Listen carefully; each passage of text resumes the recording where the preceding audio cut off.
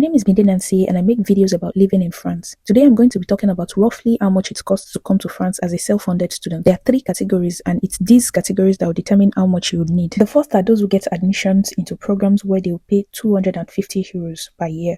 Second are those who will pay 3,770 per year.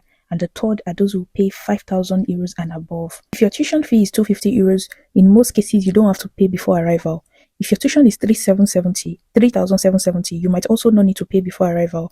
But if your tuition is above 5,000, your school might require you to make a deposit of about 3,000 to 4,000 euros before arrival. So that's the first cost you want to count. You also need to get accommodation before arrival.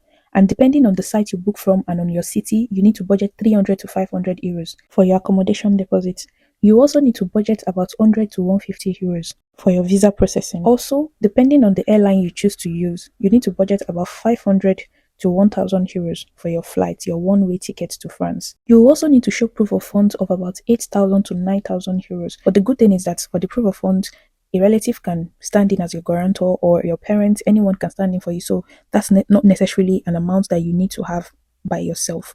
Also, I always encourage people to make sure you have at least 1,000 to 3,000 euros as your travel money or your pocket money to cover your rent and feeding for the next 3 to 6 months in case you do not find a job when you arrive in France. So you can do the exchange and the conversion in your own country currency, and that's roughly how much you're going to need. Like I said earlier, the situation is different for everyone, so it all depends. In an upcoming video, I'll talk about possibilities of scholarships, so definitely follow for more.